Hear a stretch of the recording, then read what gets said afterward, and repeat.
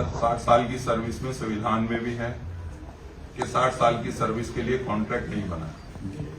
तो किसी भी विभाग में अगर एमसीडी में है तो आपसे निवेदन है कि कॉन्ट्रैक्ट को बंद किया जाए।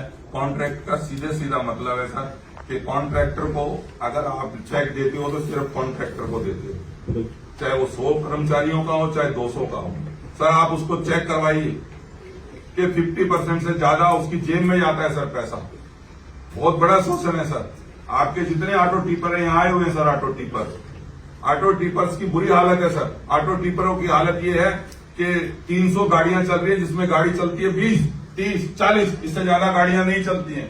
जहां जहां कॉन्ट्रैक्ट है सर हम उसका विरोध करेंगे, हर हाल में करेंगे, क्योंकि संविधान में लिखा है कि 60 साल की सर्विस में कॉन्ट्रैक्ट लागू नहीं होना चाहिए।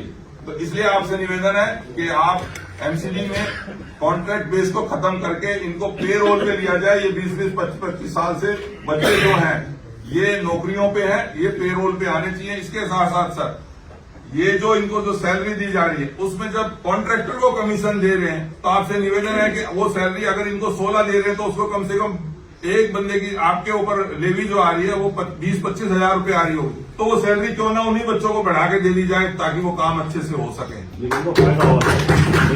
फायदा होगा सर। कॉन्ट्रैक्ट सर आज दिवाली आने वाली हो रही है, यहाँ कॉन्ट्रैक्ट के बच्चे आए हुए अभी तक उनकी सैलरी नहीं हुई है, जबकि आप लोगों के साथ एग्रीमेंट होता है कि 7 तारीख तक उनको सैलरी देनी होगी, चाहे वो अपनी जेब से दे या आप लोग उनको दें।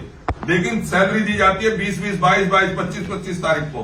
तो आपसे निवेदन है सर कॉन्ट्रैक्ट बेस खत्म करके इन बच्चों को आप अपने पेरोल पे ले, चाहे आप उनको 25,000 अगर मिल रहे हो कॉन्ट्रैक्ट के साथ तो आप चाहे इनको और 2-3 हजार बढ़ा दे। 2-3 हजार एमसीडी का रेवेन्यू, जैसे यादव साहब ने कहा कि रेवेन्यू कम है तो इसमें आपका रेवेन्यू भी बढ़ जाएगा, सैलरी बचेगी। तो 2-3 हजार बढ़ा के सर उनको आप पेरोल पे ले लें, ये पॉलिसी बनाएं और कॉन्ट्रैक्ट बेस को खत्म करें। धन्यवाद सर। इसमें एक बात हो